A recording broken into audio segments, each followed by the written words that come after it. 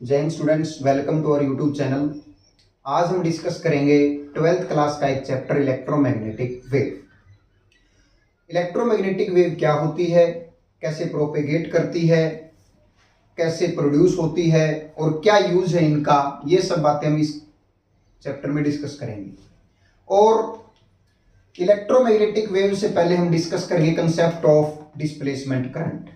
Displacement current जो है वो इलेक्ट्रोमैग्नेटिक वेव का फंडामेंटल है, ठीक है। और उससे पहले हमने डिस्कस किया था इलेक्ट्रोस्टैटिक, इलेक्ट्रोडायनामिक्स, मैग्नेटिज्म और इलेक्ट्रोमैग्नेटिक इंडक्शन हम डिस्कस कर चुके हैं। उन्हीं के बेसिस पे डिस्प्लेसमेंट करंट का कंसेप्ट दिया जेम्स क्लार्क मैक्सवेल ने, ठीक है। तो सबसे पहले आज हम डिस्कस करेंगे इलेक्ट्रोमैग्नेटिक वेव।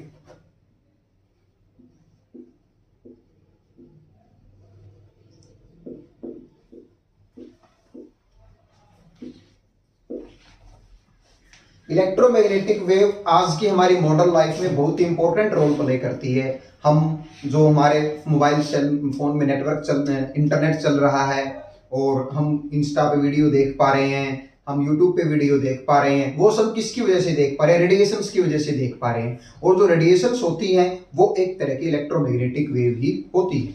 कई प्रकार की इलेक्ट्रोमैग्नेटिक वेव होती है, जैसे गामा रेज हो गई, माइक्रोवेव हो गई, रेडियो वेव हो गई, visible rays, X-ray, infrared etcetera.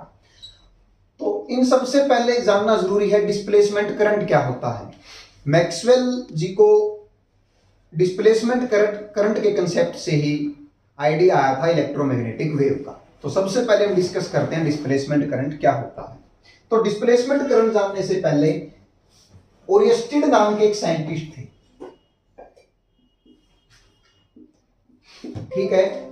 इन्होंने क्या बताया था? इन्होंने बताया था एक करंट कैरिंग जो वायर होती है वो किस चीज का सोर्स होती है? मैग्नेटिक फील्ड का सोर्स होती है।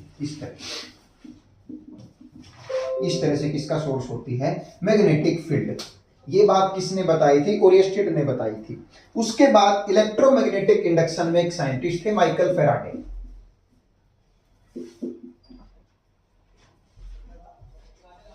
फैराडे। इन्होंने ये बताया था कि मान लो इस तरह से कोई कोयल है, सर्कुलर कोयल है, और हम इसके अंदर चेंज करते हैं magnetic flux by moving this magnet. इस मैग्नेट को हम आगे पीछे मूव करते हैं, तब क्या होता है? मैग्नेटिक फील्ड चेंज होता है, और मैग्नेटिक फील्ड के चेंज होने से फ्लक्स चेंज होता है, और फ्लक्स चेंज होने से इलेक्ट्रोमैग्नेटिक इंडक्शन की वजह से इसमें करंट इंड्यूस होता है, ठीक है। और करंट की डायरेक्शन ये होती है, और करंट की डायरेक्शन दी थी लेंज नाम, ठीक है। इस एक्सपेरिमेंट से क्या कंक्लूजन निकाला गया? इस एक्सपेरिमेंट से कंक्लूजन ये निकाला गया, ए वेरिंग मैग्नेटिक फील्ड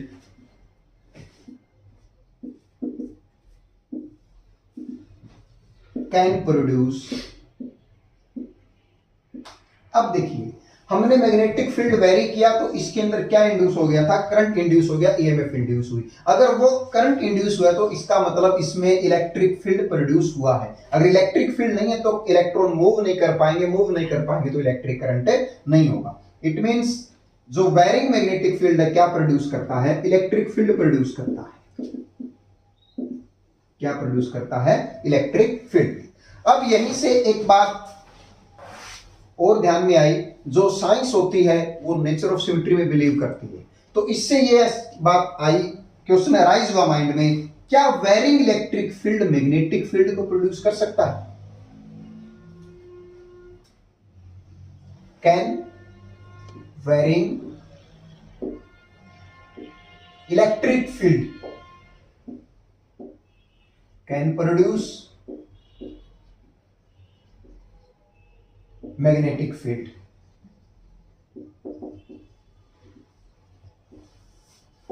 ठीक है। अब इस एक्सपेरिमेंट से ये बात तो प्रूव हो गई थी कि वेरिंग मैग्नेटिक फील्ड ने इलेक्ट्रिक फील्ड प्रोड्यूस कर दिया था। क्या इसका रिवर्स भी पॉसिबल है कि varying electric field magnetic field produce कर दे? इसका जवाब दिया जेम्स क्लार्क मैक्सवेल ने, जो एक साइंटिस्ट थे। उन्होंने अपने एक्सपेरिमेंट के बेसिस पे उन्होंने इस बात को बताया कि हाँ ऐसा पॉसिबल है। तो क्या था उनका एक्सपेरिमेंट और उन्होंने क्या क्या प्रूव किया उस एक्सपेरिमेंट से, चलिए देखिए।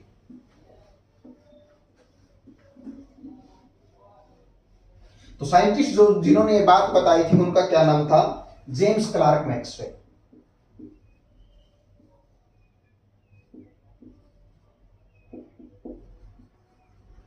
James Clerk Maxwell experiment.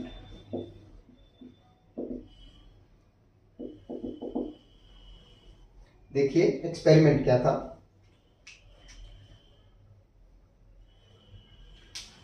उन्होंने एक कैपेसिटर लिया और इसको कनेक्ट किया एक बैटरी से, इस तरह से कनेक्ट किया एक बैटरी से। अब यहां से करंट ऐसे गया और ऐसे करंट फ्लो किया इस सर्किट में, ठीक है। ये करंट है आईसी, कंडक्शन करंट बोलते हैं इसको। क्या बोलते हैं, कंडक्शन करंट, कंडक्शन करंट बोलते हैं। ये कंडक्शन करंट किसकी वजह से होता है, कंडक्शन करंट होता है चार्ज पार्टिकल के कंडक्शन की वजह से। जो करंट चार्ज पार्टिकल के कंडक्शन की वजह से हो उसको हम बोलते हैं conduction current. The current due to the conduction of charge particle is known as conduction current, ठीक है। तो उन्होंने क्या किया, एक्सपेरिमेंट करके देख रहे थे, तो वो उन्होंने एक्स पे, एक्स पॉइंट पे, वाई पॉइंट पे और जेड पॉइंट पे मैग्नेटिक फील्ड निकाला, ठीक है। इन्होंने क्या निकाला, मैग्नेटिक फील्ड निकाला। तो मैग्नेटिक फील्ड निकाला तो देखो किस तरह मैग्नेटिक फील्ड निकालने के लिए उन्होंने क्या यूज किया, एम्पियर सर्किट लॉ यूज किया।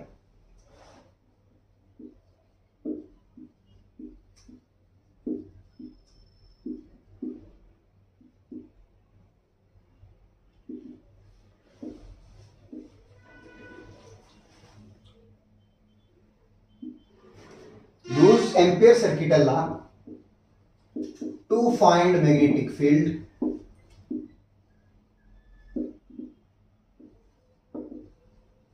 at x, y and z, ठीक है। x पे निकाला at x, ठीक है। B डॉट dl, सबसे पहले हम क्या करेंगे, एक लूप बना लेंगे इन तीनों पॉइंट पे। इस तरह से लूप बना लिया, इस तरह से लूप बना लिया, इस तरह से हमने लूप बना लिया। ये लूप C1 है, ये लूप C2, ये लूप C3, ठीक है। x की बात कर रहे हैं x पॉइंट पे, तो लूप C1 हो जाएगा, ठीक है। क्या है, म्यू नोट आई। अब और इन सभी लूप का रेडियस क्या है, इन सभी लूप का रेडियस कितना है, r है, r है, ठीक है। तो इससे क्या होता है हमारे पास, b डॉट dl, किसके, b डॉट dl का इंटीग्रेशन करेंगे हम, म्यू नोट आई, तो b की वैल्यू हमारे पास आ जाएगी म्यू नोट आई बाय में 2 पाई r, ठीक है। Now at point B, sorry at point y, y point पे b डॉट dl का क्लोज पाथ के along integration is equal to mu note I. अब देखो y पॉइंट पे तो करंट है ही नहीं, क्योंकि कैपेसिटर के बीच में क्या है, वैक्यूम है। चार्ज पार्टिकल वैक्यूम में फ्लो करते नहीं है, इसका मतलब यहां पे कोई चार्ज पार्टिकल नहीं है। अगर चार्ज पार्टिकल नहीं है तो इसका मतलब यहां पे करंट भी नहीं है। I इज इक्वल टू क्या है, 0। सो B भी क्या हो जाएगा, 0 हो जाएगा। कैसे, ये वाली टर्म 0 हो जाएगी। अब ये वाली टर्म 0 है तो DL 0 हो नहीं सकता, क्योंकि लूप है तो इसका कुछ ना कुछ सरकमफ्रेंस होगा। इसका मतलब क्या 0 है, B 0 है, ठीक है। इसी तरह Z पॉइंट पे भी निकाला,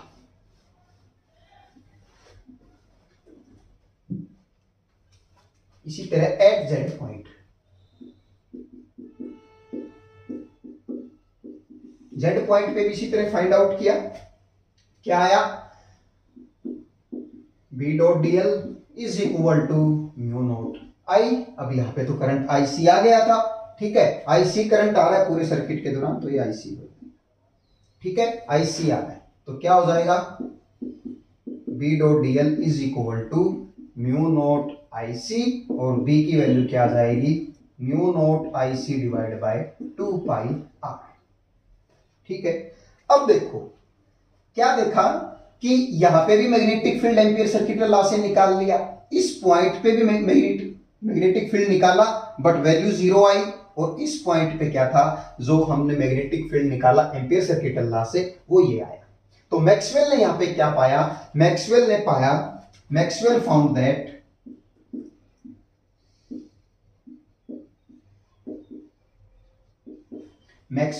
दैट एम्पीयर सर्किट लॉ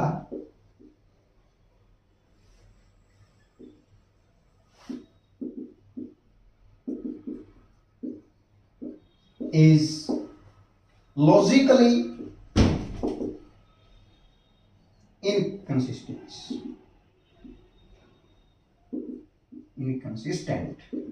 ठीक है, इनकंसिस्टेंट है, मतलब यहां पे भी है, यहां पे नहीं आया, और यहां पे भी है। ठीक है, तो यहां से उन्होंने क्या देखा,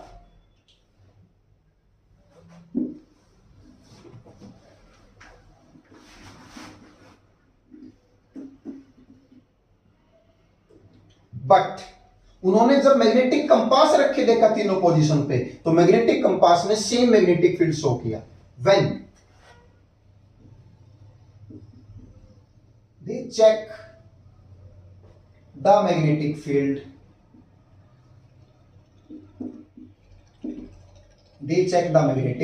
at x, y and z by putting compass।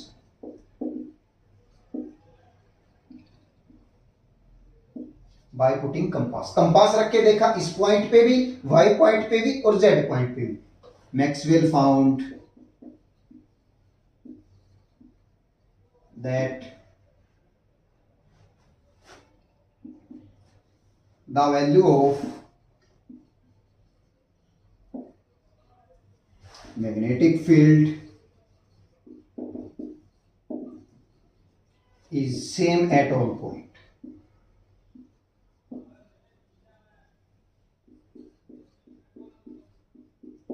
सभी पॉइंट पे, अब मैग्नेटिक कंपास रख के जब देखा गया तो सभी पॉइंट पे जो हमारा मैग्नेटिक फील्ड था वो क्या था, सेम था। इसका मतलब क्या है कि जो एम्पीयर सर्किटल लॉ है उसके अंदर कुछ ना कुछ मिसिंग है, उसके अंदर क्या है, कुछ ना कुछ मिसिंग है, और वो क्या मिसिंग है देखिए।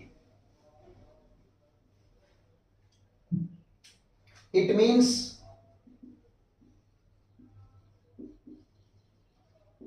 देयर इज सम मिसिंग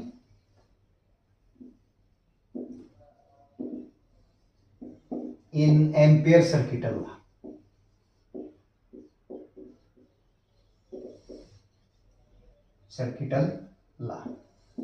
ठीक है, कुछ ना कुछ मिसिंग है एम्पीयर सर्किटल लॉ में से, और ऐसा मिसिंग है जो सेम मैग्नेटिक फील्ड की वैल्यू हमें दे सके जो एक्स पॉइंट पे है, and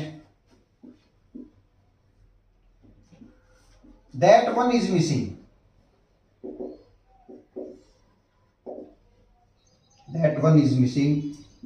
which can give same value of magnetic field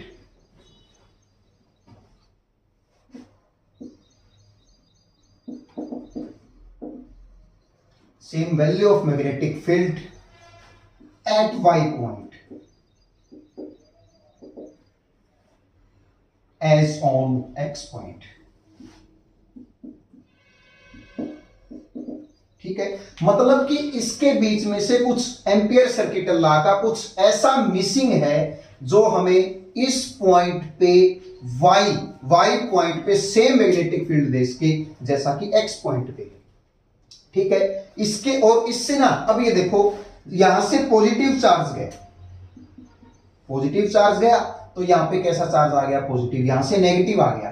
ठीक है, तो मतलब कि इलेक्ट्रिक फील्ड आ गया, ऐसे अब डायरेक्शन आ गई इलेक्ट्रिक फील्ड की। ठीक है, अब एक बात और भी नोट की गई कि जैसे जैसे मतलब ये चार्ज हो रहा था तब तो सिर्फ इलेक्ट्रिक फील्ड था, तो मैग्नेटिक फील्ड कंपास में मैग्नेटिक फील्ड डायरेक्शन शो हो रही, डिफ्लेक्शन शो हो रही थी।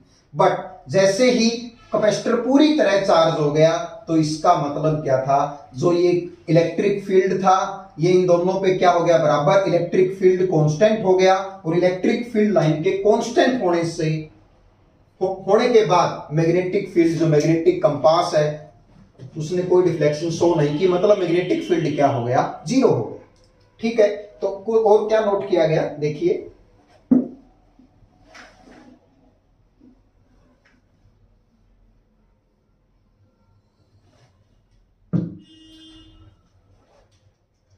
it was also noted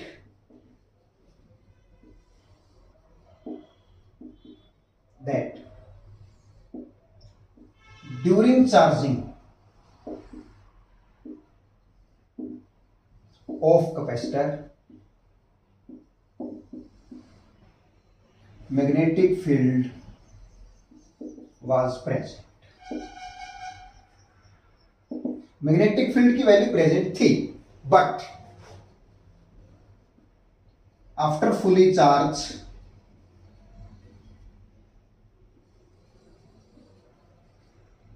charging of capacitor,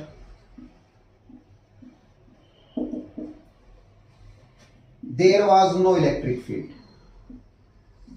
no magnetic field, sorry। अब देखो क्या नोट किया गया कि जब ये चार्ज हो रहा था ना, तब तो जो मैग्नेटिक कंपास और डिफ्लेक्शन शो कर रहा था, इसका मतलब मैग्नेटिक फील्ड प्रेजेंट था। जैसे ही कैपेसिटर फुली चार्ज हो गया तो उसने कोई डिफ्लेक्शन शो नहीं की, इसका मतलब मैग्नेटिक फील्ड क्या हो गया, जीरो हो गया। तो इसका मतलब जो चीज मिसिंग थी ना एम्पियर सर्किटल लॉ में, एम्पियर सर्किटल लॉ में जो चीज मिसिंग थी वो किससे रिलेट कर रही है, चेंज इन इलेक्ट्रिक फील्ड से रिलेट है। It means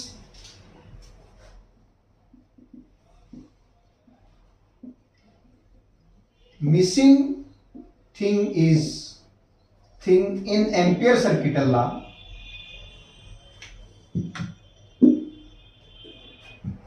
missing thing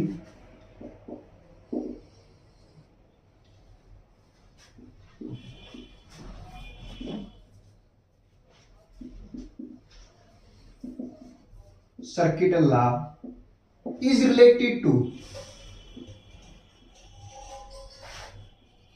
change in electric field. किससे रिलेटेड है, चेंज इन इलेक्ट्रिक फील्ड से रिलेटेड है। ठीक है, ये बात कैसे पता चली, ये बात नोट की गई कि जब कैपेसिटर चार्ज हो रहा था तो इलेक्ट्रिक फील्ड चेंज हो रहा था, और इलेक्ट्रिक फील्ड चेंज हो रहा था तो मैग्नेटिक जो कंपास थी उसके अंदर डिफ्लेक्शन शो हो रही थी। ठीक है, और जैसे ही हमारा कैपेसिटर पूरी तरह से चार्ज हो गया, इलेक्ट्रिक फील्ड कांस्टेंट हो गया। इलेक्ट्रिक फील्ड के कांस्टेंट होने से अब उसके बाद मैग्नेटिक कंपास में डिफ्लेक्शन नहीं शो हो रही थी, इसका मतलब हमारा मैग्नेटिक फील्ड क्या हो गया था, जीरो। इससे ये निष्कर्ष निकाला गया कि जो चीज एम्पियर सर्किटल लॉ में मिसिंग थी वो किससे रिलेट करती है, चेंज इन इलेक्ट्रिक फील्ड से रिलेट करती है।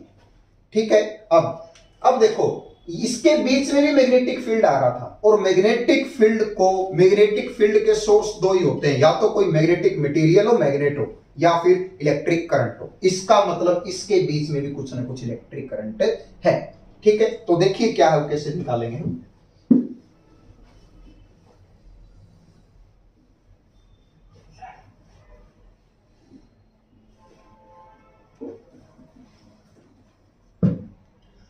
उससे पहले एक बात हो, जब एक्सपेरिमेंट कर रहे थे मैक्सवेल तब दो लॉ फेल हो गए थे इधर। फर्स्ट लॉ तो हमने डिस्कस कर लिया, कुछ ना कुछ एम्पियर सर्किटल लॉ में मिसिंग था।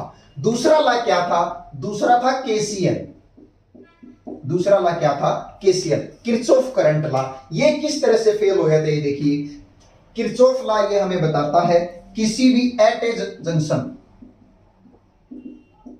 कोई वायर का जंक्शन है, उसके ऊपर क्या होगा, इनकमिंग करंट जो होगा वो किसके इक्वल होता है, आई आउटगोइंग होता है। किसके इक्वल होता है, आई आउटगोइंग। ठीक है, मतलब जितना करंट आएगा उतना ही करंट जाएगा। अब यहां पे देखो, इस पॉइंट पे करंट आ तो आईसी रहा है बट जा नहीं रहा है, और इसी तरह इस पॉइंट पे देखो करंट आ नहीं रहा है बट जा आईसी रहा है।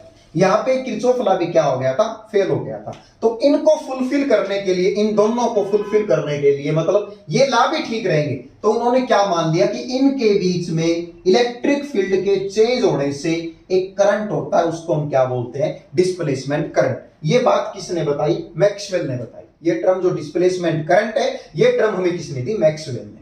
अब देखो, अब यहां पे अगर हम आईडी मान लें तब ये कंडीशन फुलफिल होती है। आईसी आया, आईडी गया, आईडी आया, आईसी गया, और दोनों का मैग्नीट्यूड क्या होता है, सेम होता है।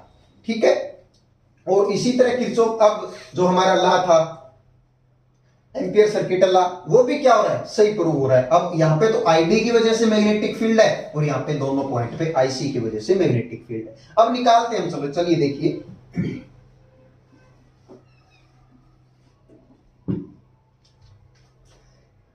Now electric field, electric field at between plate of capacitor,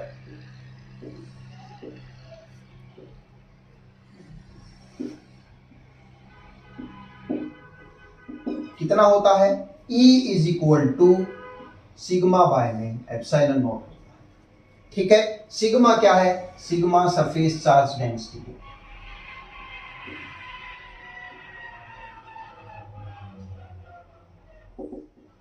formula क्या हुआ है, area, area, area of plate है। ठीक है, उसके बाद अब इस C2 के थ्रू फ्लक्स मान लेते हैं कितना होगा ना, इलेक्ट्रिक फ्लक्स थ्रू C2 कितना होगा, देखिए E फाई E किसके इक्वल होगा, E A कोस थीटा के इक्वल होगा, E A कोस थीटा। अब ये देखो, ये मान लेते हैं मेरा हाथ जो एक लूप है, ठीक है, और इलेक्ट्रिक फील्ड है वो इस तरह से जा रहा है, इस तरह से। ठीक है, इस तरह से इलेक्ट्रिक फील्ड लाइन आ रही है, और मेरा हाथ एक लूप है, ये एरिया है इस तरह का। ठीक है, ये लूप मतलब एरिया बना हुआ है, इसके अंदर से जैसे ही जाएगी तो मतलब ये देखो, इसका डायरेक्शन इस तरफ हो जाएगी और इसकी डायरेक्शन भी इस तरफ हो जाएगी, तो थीटा हमारा क्या हो जाएगा, 0। थीटा हमारा क्या हो जाएगा, 0 डिग्री। मेरा हाथ एक एरिया हो गया, और इस एरिया का एरिया वेक्टर परपेंडिकुलर होता है हमेशा इस सरफेस के, तो इसका एरिया वेक्टर उस तरफ हो गया, और इसी तरफ मेरी इलेक्ट्रिक फील्ड लाइन जा रही है। इसका मतलब क्या है कि उन दोनों के बीच में थीटा कितने डिग्री हो गया, 0 डिग्री। तो यहां से फाई ई किसके इक्वल आ जाएगा, फाई ई आ जाएगा ई ए के इक्वल आ जाएगा, ई। ठीक है, उसके बाद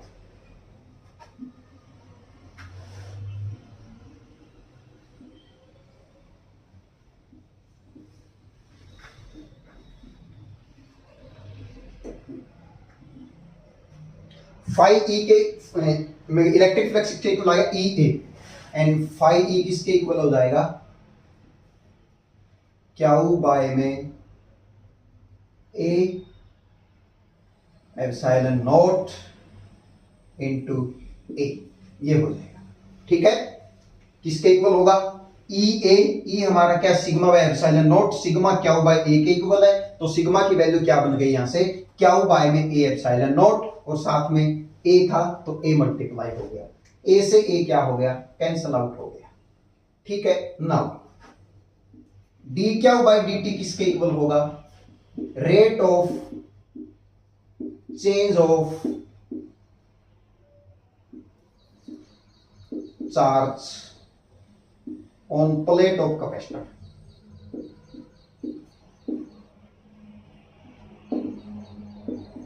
ठीक है, plate of capacitor.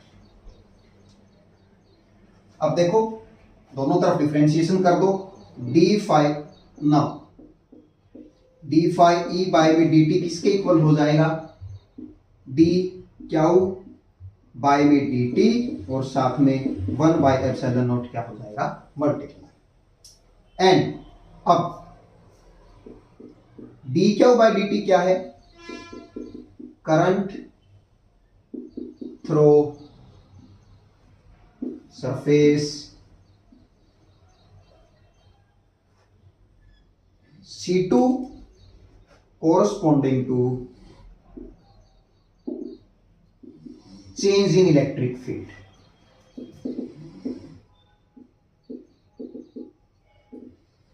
Change in electric field. तो अब d q by d t क्या हो गया, करंट थ्रो सरफेस C2, इस C2 सरफेस जो है ना, हमने मानी थी, ये लूप माना था, तो इसका जो एरिया है C2 का अंदर, उसके कोरस्पॉन्डिंग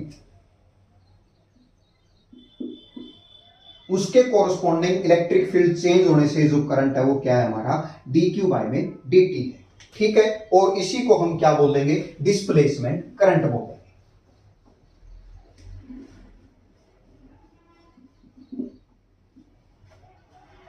सो अब क्या हो जाएगा, dq बाई dt किसके इक्वल हो जाएगा, id के इक्वल हो जाएगा।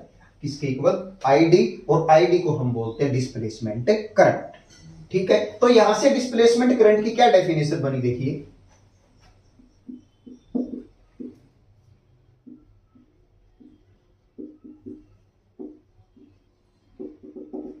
It is the current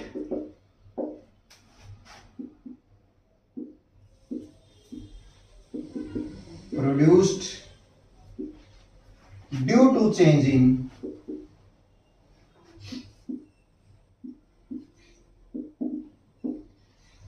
electric field or change in electric flux।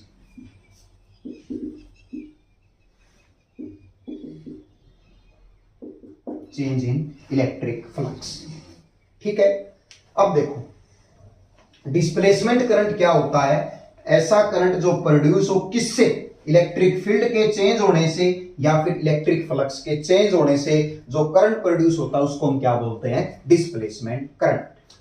ठीक है, उसके बाद देखो, अब डिस्प्लेसमेंट करंट की टर्म जैसे ही आई तो मैक्सवेल ने जो एम्पियर सर्किटल लॉ था उसको मॉडिफाई कर दिया।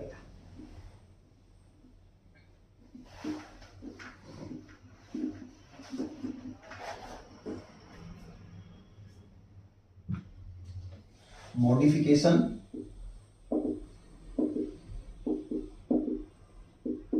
इन एम्पियर सर्किटल लॉ।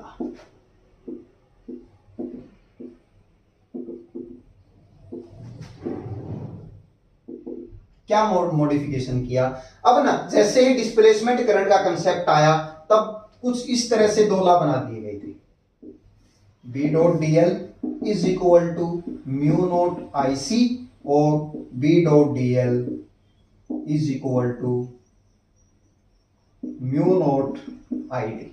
मैक्सवेल ने क्या किया, इन दोनों लॉज को कंबाइन कर दिया, इन दोनों लॉज को क्या कर दिया, कंबाइन। तो क्या बना नया law, B dot D L is equal to mu note I C plus में आई डी, ये बन गया था नया। अगर हम आई डी की वैल्यू पुट करें तो क्या बना, म्यू नोट आई प्लस में mu nought epsilon nought d phi E by में डी टी। तो ये हमारे पास क्या था, नया एम्पियर सर्किटल लॉ। इसको नाम दिया गया एम्पियर मैक्सवेल लॉ। ठीक है, अब देखो यहां से क्या आया कि देखो फैराडे ने तो ये बताया था कि वेरिंग जो मैग्नेटिक फील्ड है वो इलेक्ट्रिक करंट को प्रोड्यूस कर सकता है, और मैक्सवेल के इस कंसेप्ट से, डिस्प्लेसमेंट करंट के कंसेप्ट से क्या आया कि एक varying electric field magnetic field को प्रोड्यूस कर सकता है। यहीं से मैक्सवेल को आइडिया आया इलेक्ट्रोमैग्नेटिक वेव का। ठीक है, और अब ये देखो इस, अब पहले तो क्या हुआ, उन्होंने डिस्प्लेसमेंट करंट का कंसेप्ट दिया, उसके बाद जो एम्पियर सर्किटल लॉ था उसको मॉडिफाई किया। अब ये एक क्वेश्चन ये भी था, क्या मॉडिफिकेशन होने के बाद ये कंसिस्टेंट हो गया था, ठीक, हाँ, मॉडिफिकेशन करने के बाद ये लॉ कंसिस्टेंट हो गया था। देखो कैसे कंसिस्टेंट हो गया था,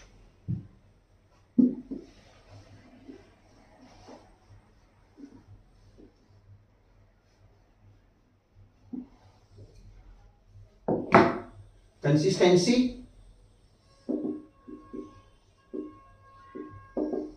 इन एम्पियर सर्किटल लॉ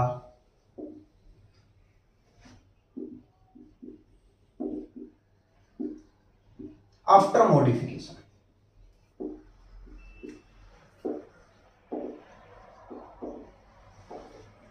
ठीक है, कैसे देखो,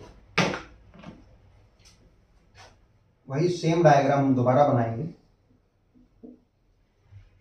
इस पॉइंट पे निकालेंगे, इस पॉइंट पे और इस पॉइंट पे, एक्स वाई और जेड। ठीक है, तीनों पॉइंट पे हम लूप बना लेते हैं।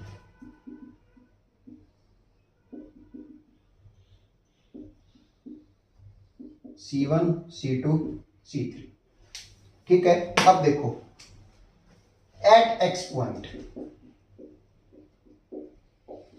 हम एम्पियर सर्किटल लॉ लगाएंगे।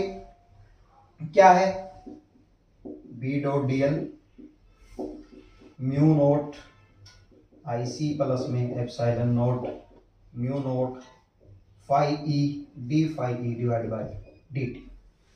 ठीक है, अब देखो यहां पे क्या है, फ्लक्स एक्स पॉइंट पे फ्लक्स क्या है, जीरो है। एक्स पॉइंट पे फ्लक्स क्या है, जीरो। फ्लक्स जीरो है तो इसका मतलब क्या है, at X phi E is equal to zero है। सो क्या हो जाएगा, B dot D L is equal to mu note I हो जाएगा। ठीक है, आई करंट इसमें से क्या कर रहा है, फ्लो कर रहा है। अब एक्स वाई पॉइंट पे देखिए,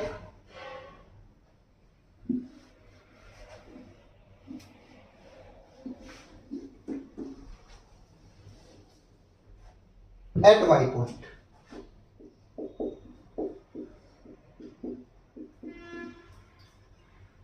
वाई पॉइंट पे I is equal to zero है और phi is not equal to zero है। ठीक है, तो यहां पे क्या हो जाएगा, B dot D L is equal to mu not epsilon not d phi E divided by D T. ठीक है, अब ये देखिए क्या वैल्यू इतनी ही आएगी, ये भी चेक कर लेते हैं। तो देखो फाई ई किसके इक्वल हो जाएगा, ई बाय ए के। ई बाय ए किसके इक्वल, इन दोनों के बीच में इलेक्ट्रिक फील्ड सिग्मा है, sigma into A divide by A, नहीं sorry sigma by epsilon naught. E कितना है, sigma by epsilon naught into में ए है। उसके बाद सिग्मा क्या होता है, क्यू बाय में ए एप्सिलॉन नॉट और इंटू में ए हो जाएगा। ठीक है, ए से ए क्या हो जाएगा, कैंसल आउट। तो यहां पे फाई की वैल्यू क्या आई, Q by epsilon naught mu not epsilon not D Q by epsilon not D T, ये वैल्यू आ गई। ठीक है, म्यू नॉट, अब एप्सिलॉन नॉट बाहर ले लेंगे, epsilon not D Q by में डी टी कैंसल आउट हो जाएगा। क्या आंसर आया, म्यू नॉट आई, क्योंकि D Q by D T किसके इक्वल होता है, आई के इक्वल होता है। और इसी तरह हमारा जेड पॉइंट भी इसी तरह से आया। अब देखो पहले तो यहाँ पे क्या आ रहा था, जीरो, बट अब जीरो नहीं आ रहा है, अब हमारा इसी के इक्वल में जो हमारा ला ये आ रहा है, और मैग्नेटिक फील्ड भी निकालेंगे वो भी सेम दोनों इक्वल आएंगे। इस तरह से मैक्सवेल ने डिस्प्लेसमेंट करंट का कंसेप्ट लेके जो एम्पियर सर्किटल लॉ था उसकी कंसिस्टेंसी प्रूव कर दी थी। और दूसरी बात, किरचॉफ करंट लॉ को भी प्रूव कर दिया था। देखो कैसे, उन्होंने ऐसे, मान लो यहां से करंट आया आईसी, ठीक है, आईसी करंट आया तो यहां से आईसी यहां तक आया, उसके बाद यहां पे करंट बन गया आईडी, और उसके बाद यहां, ठीक है, मतलब आईसी आया आईडी चला गया, क्योंकि इन दोनों का मैग्नीट्यूड क्या है, सेम। इस तरह से किरचॉफ लॉ यहां पे क्या हो गया, सही प्रूव हो गया। अब इस पॉइंट पे देखो आईडी आया और क्या चला गया, आईसी चला गया, तो मतलब जितना करंट आया उतना ही वापस चला गया। इस पॉइंट पे भी किरचॉफ करंट लॉ क्या हो गया, प्रूव हो गया। ठीक है, तो आज की क्लास में इतना ही, बाकी अगली क्लास में डिस्कस करेंगे। तब तक के लिए थैंक यू।